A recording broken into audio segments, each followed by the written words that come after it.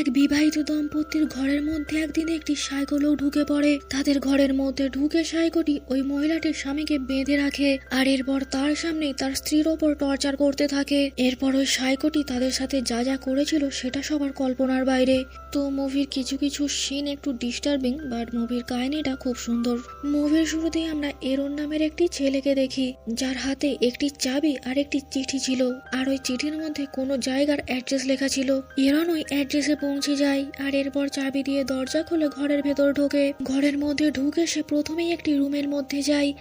রুমটি দেখে মনে হচ্ছিল সেটি যেন কোনো একটি বাচ্চার রুম। সেখান থেকে সে পাশের রুমে যায়, যেখানে সে একটি কাপলকে দেখে। রুমের মধ্যে ঢুকেই প্রথমে এরন ওই লোকটির উপর হামলা করে তাকে অজ্ঞান করে দেয়। এটা দেখে তার স্ত্রী সেখান থেকে পালানোর চেষ্টা করে, কিন্তু এরন তাকে ধরে ফেলে আর এরপর তাকে টেনে টেনে নিয়ে এসে রান্নাঘরে বেঁধে রাখে। এরপর এরন আবারও বেডরুমে ফিরে আসে আর ওই মহিলাটির স্বামীটিকে টেনে টেনে বাথরুমে নিয়ে যায়। এই মহিলাটির স্বামীটির নাম ছিল টম আর মহিলাটির নাম ছিল অ্যালিস। এরন টমকে বাথটাবের মধ্যে বেঁধে রাখে। টম তাকে বারবার জিজ্ঞাসা করে সে কে আর কেন তাদের উপর এত টর্চার করছে। টম বারবার তাকে রিকোয়েস্ট করে ছেড়ে দেওয়ার জন্য, কিন্তু এরন তার কথার কোনো জবাব দেয় না আর রেগে গিয়ে টমের একটি আঙুল কেটে দেয়। এরপর সে আসে অ্যালিসের কাছে। সে অ্যালিসকে ঘরের মাঝখানে দড়ি দিয়ে বেঁধে রাখে। অ্যালিস ও এরনকে একই প্রশ্ন করতে থাকে সে কে আর কেন তাদের সাথে এমন করছে। এরন জানায় আমি তোমার স্বামী সেজে তোমার বাড়িতে কয়েকদিন থাকবো আর তোমাকেও আমাকে নিজের স্বামীর মতোই ট্রিট করতে হবে।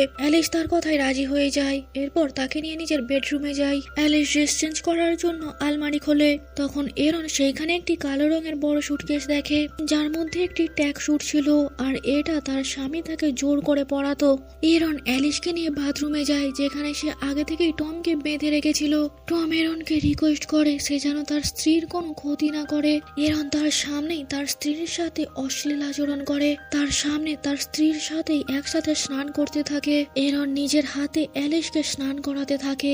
চোখের সামনে এসব দেখে টম অনেক জোরে জোরে চেঁচাতে থাকে আর এক পর্যায়ে এসে সে কাঁদতে শুরু করে দেয়। আর এখানে এরনের ব্যবহার দেখে যতটুকু মনে হয় এরন আসলে একজন সাইকো। স্নান শেষ করে সে তাকে নিয়ে বেডরুমে চলে যায়। অ্যালিসের হাত দুটোকে বেডের সাথে বেঁধে রাখে আর এরন নিজেও অ্যালিসের পাশে শুয়ে পড়ে, তবে সে অ্যালিসের সাথে কোনো রকম কোনো নোংরামি করে না। পরের দিন সকালে এরন ঘুম থেকে উঠে বাথরুমে ব্রাশ করতে যায়। টম তখনও বাথটাবের মধ্যে বাঁধা অবস্থায় পড়েছিল। এরনকে টম তার স্ত্রীর ব্যাপারে জিজ্ঞাসা করে, সে তার স্ত্রীর ওপর টর্চার করেছে কিনা জিজ্ঞাসা করে। এটা শুনে এরন টমের গায়ে থুতু ফেলে সেখান থেকে চলে যায়। এরন আবারও বেডরুমে ফিরে আসে। অ্যালিসের পা দুটিকে দড়ি দিয়ে ভালো করে বাঁধে আর এরপর সে ওই দড়িটাকে নিয়ে নিজের হাতে বাঁধে। এরপর সে আবারও অ্যালিসের উপর টর্চার করতে শুরু করে। এরন কোথাও একটা যাওয়ার জন্য রেডি হচ্ছিল। সে অ্যালিসের হাতে একটি টাই দেয় আর বলে সে যেমন ভাবে তার স্বামীকে টাই পরিয়ে দেয় ঠিক তেমন ভাবে এরনকেও টাই পরিয়ে দিতে। টাই পরানোর সময় অ্যালিস তার স্বামীর ব্যাপারে একটি মন্তব্য করে ফেলে, যেটা শুনে এরন আবারও রেগে যায়। তখন সে আবারও বাথরুমে গিয়ে তার স্বামীর আরো একটি আঙুল কেটে এনে তাকে দেয় আর তাকে স্পষ্টভাবে জানিয়ে দেয় ভবিষ্যতে তার স্বামীর ব্যাপারে সে তার সামনে যেন আর কোনো মন্তব্য না করে, তা না হলে সে তার স্বামীর বাকি আঙুলগুলোও কেটে দেবে। এরপর এরন তার জন্য খাবার বানাতে বলে। সে এরনের জন্য খাবার বানাতে কিচেনে চলে যায়। অন্যদিকে আমাদের টমের ফোনটিকে দেখানো হয়, যেখানে বারবার কারোর মেসেজ আসছিল। এরন জিজ্ঞাসা করে উইকেন্ডের সময় সে তার স্বামীর সাথে কিভাবে ছুটি কাটাতো। অ্যালিস তাকে জানায় তার স্বামী তাকে যাই বলতো সে তাই শুনতো। তখন এরন তাকে বলে উইকেন্ডে সে তার স্বামীর সাথে যা করতো এরনের সাথেও তাকে তাই করতে হবে। তখন অ্যালিস এরনের সাথে ডান্স করতে শুরু করে। এরপর একসময় অ্যালিস লুকিয়ে লুকিয়ে টমের সাথে দেখা করতে যায়। টম তাকে জিজ্ঞাসা করে ওই সাইকোটি তার উপর কোনো অত্যাচার করেছে কিনা। অ্যালিস জানায় লোকটি এখনো পর্যন্ত তার সাথে কোনো নোংরামো করেনি। টম রেগে গিয়ে এরনকে গালাগালি দিতে শুরু করে। অ্যালিস তাকে আটকে দেয় আর তাকে বলে সে তার রাগকে যেন নিজের নিয়ন্ত্রণে রাখে, তা না হলে এই সাইকোটি তার উপরে আরো অনেক টর্চার করতে পারে। রুমে ফিরে এসে এরন অ্যালিসকে তাদের দাম্পত্য জীবনের ব্যাপারে জিজ্ঞাসা করে, তাদের প্রফেশনাল লাইফের ব্যাপারে জিজ্ঞাসা করে। অ্যালিস জানায় তার স্বামী পেশায় একজন ফ্যাশন ডিজাইনার আর সে বেশিরভাগ সময়টা ঘর থেকেই কাজ করে আর অ্যালিস নিজে তার স্বামীর থেকে বেশি টাকা ইনকাম করে। এরন তার থেকে জানতে চায় তার স্বামী তার উপর অত্যাচার করা সত্ত্বেও কেন সে তার স্বামীর সাথে রয়েছে। সে অ্যালিসকে আরো অনেক রকমের প্রশ্ন করতে থাকে। এক সময় সে অ্যালিসকে তাদের সন্তানের ব্যাপারে জিজ্ঞাসা করে। সন্তানের কথা শুনে অ্যালিস কাঁদতে শুরু করে। এরন টমের ক্যামেরা চেক করে আর সেখানে অ্যালিসের অনেক ফটো দেখে। টম অ্যালিসকে বিভিন্ন রকমের ড্রেস পরিয়ে তার ছবি তুলতো, যেহেতু সে একজন ফ্যাশন ডিজাইনার ছিল। এইবার এরন অ্যালিসকে ড্রেস পরতে বলে, কারণ এইবার এরন অ্যালিসের ফটোশুট করতে যায়। ফটোশুট করার সময় অ্যালিস সুযোগ বুঝে সেখান থেকে পালিয়ে যায়। অ্যালিস বাথরুমে টমের কাছে চলে যায়। সেখানে সে টমের ফোন থেকে পুলিশকে কল করার চেষ্টা করে, কিন্তু কল কানেক্ট হওয়ার আগে সেখানে দরজা ভেঙে এরন চলে আসে আর তার থেকে ফোনটি ছিনিয়ে নেয়। আর এরপর সে অ্যালিসকে আবারও টানতে টানতে বেডরুমে নিয়ে যায় আর আবারও সে বিছানার সাথে দড়ি দিয়ে তাকে বেঁধে রাখে। এরপর এরন আবারও ফিরে যায় টমের কাছে। এইবার সে টমের আঙুল কাটার বদলে টমের একটি দাঁত উপড়ে নেয়। টম যন্ত্রণায় ছটফট করতে থাকে। আবারও সে বেডরুমে অ্যালিসের কাছে ফিরে আসে। সে অ্যালিসকে টমের সেই দাঁতটি দেখায় আর তাকে মুখ খুলতে বলে। অ্যালিস মুখ খুললে এরন সেই দাঁতটি নিয়ে তার মুখের ভেতর ঢুকিয়ে দেয় আর বলে সেটিকে গিলে নিতে। অ্যালিসও এরনের কথা মতো দাঁতটিকে গিলে নেয়। এরপর এরন সেখান থেকে নিচে চলে আসে। নিচে এসে সে টমের ফোন চেক করে। ফোন চেক করে সে দেখে সেখানে সারা নামের কোনো একটি মেয়ে বারবার মেসেজ করছে। এরন টমের ফোন চেক করে আর চেক করে বুঝতে পারে টমের সাথে এই সারা নামের মেয়েটির অ্যাফেয়ার রয়েছে। আর অ্যালিস টমের এই অ্যাফেয়ারের ব্যাপারে কিচ্ছু জানে না। এরপর এরন টমের ওই ফোনের মধ্যে একটি ভিডিও দেখে যেখানে অ্যালিসের সাথে টমের কোনো কিছু ব্যাপার নিয়ে ঝগড়া হয়। আর এই ঝগড়া হওয়ার মাঝেই টম অ্যালিসকে খুবই বাজেভাবে মারধর করতে থাকে। এরন বুঝে যায় তাদের স্বামী স্ত্রীর মাঝের সম্পর্ক মোটেই ভালো না। এরন আবারও টমের কাছে যায়। টমের কাছে গিয়ে সে টমকে সারার ব্যাপারে জিজ্ঞাসা করে আর জিজ্ঞাসা করে তার সাথে সারার কোনো অ্যাফেয়ার রয়েছে কিনা। টম এরনের কথাই এগ্রি করে যে তার সাথে সারার অ্যাফেয়ার রয়েছে। তখন এরন জানায় এর মানে তো সে তার স্ত্রীর সাথে চিট করছে। এরন একটি কাঁচের টুকরো নেয় আর সেটিকে নিয়ে টমের পেটের মধ্যে ঢুকিয়ে দেয়। টম যন্ত্রণায় ছটফট করতে থাকে। এরন আবারও বেডরুমে চলে আসে আর অ্যালিসের হাত দুটোকে খুলে দেয়। অ্যালিসকে বলে সে এখন থেকে তার ইচ্ছা মতো ড্রেস পরতে পারে। অ্যালিস ভাবতে থাকে এরন হঠাৎ করে এত শান্ত কিভাবে হয়ে গেল।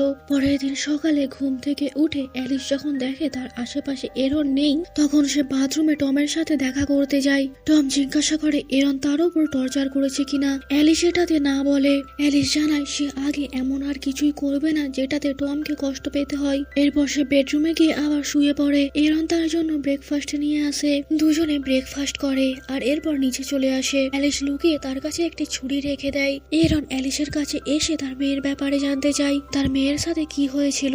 অ্যালিস জানায় সে একদিন তার মেয়েকে নিয়ে বাইরে ঘুরতে গিয়েছিল আর তখন একটি অ্যাক্সিডেন্টে তার মেয়ে মারা যায়। এরন জিজ্ঞাসা করে ওই সময় তার স্বামী কোথায় ছিল। অ্যালিস জানায় ওই সময় তার স্বামী বিজনেস ট্রিপের জন্য বাইরে গিয়েছিল। মেয়ের মৃত্যুর ব্যাপারে যখন অ্যালিস টমকে জানায়, টম তার মেয়ের ফিউনারালে আসার জন্য মানা করে দেয়। এরন ভাবতে থাকে কোনো বাবা তার মেয়ের প্রতি এতটা হার্টলেস কিভাবে হতে পারে। এখানে এরন অ্যালিসকে জানায় যে সে তার সমস্ত ফটো ডিলিট করে দিয়েছে যেগুলো সে শুট করেছিল। অ্যালিস জানায় আমি পালাবো না, তাই তুমি চাইলে ঘরের জানলাগুলোকে খুলে দিতে পারো যাতে করে ঘরের মধ্যে হাওয়া বাতাস চলাচল করতে পারে। এরন যখনই খিড়কি খুলতে যায় তখন অ্যালিস লুকিয়ে রান্নাঘরে চলে যায়। রান্নাঘর থেকে সে লুকিয়ে একটি বিষের শিশি নিয়ে আসে যাতে করে সে সুযোগ পেলে এরনের খাবারের সাথে বিষ মিশিয়ে দিতে পারে। এরন তার হাতে একটি তেলের শিশি নিয়ে অ্যালিসের কাছে আসে। সে অ্যালিসের পায়ে তেল মালিশ করে দেয়, কারণ গত কয়েকদিন ধরে সে অ্যালিসের উপর অনেক টর্চার করেছে। পায়ে তেল মালিশ করার সময় অ্যালিস ঘুমিয়ে পড়ে। কিছুক্ষণ পরে যখন তার ঘুম ভাঙে সে দেখে এরন কিচেনে রান্না করছে। অ্যালিসও রান্না করার সময় তাকে হাতে হাতে সাহায্য করে। এরন জানায় আজকে রাতে তারা দুইজনে ডেট করবে। রান্না কমপ্লিট করে তারা দুইজনে রেডি হতে চলে যায়। অ্যালিস জিজ্ঞাসা করে সে কোন ড্রেসটা পরবে।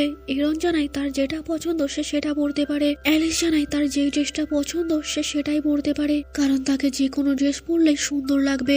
এরনের ব্যবহারে এবার অ্যালিসও একটু একটু তার প্রতি ইমপ্রেস হতে শুরু করে। দুইজনে রেডি হয়ে ডাইনিং রুমে আসে ডিনার করার জন্য। তখন সুযোগ বুঝে অ্যালিস এরনের গ্লাসের মধ্যে বিষ মিশিয়ে দেয়। তবে দুর্ভাগ্যবশত এরন সেটা দেখে নেয়। এরপর দুইজনে যখন ডিনার করার জন্য বসে তখন অ্যালিস এরনের দিকে গ্লাস এগিয়ে দেয়। এরন জানায়, আমি ডিনার করার সময় কখনো ড্রিঙ্ক করি না, আগে আমরা ডান্স করব তারপরে ড্রিঙ্ক করব।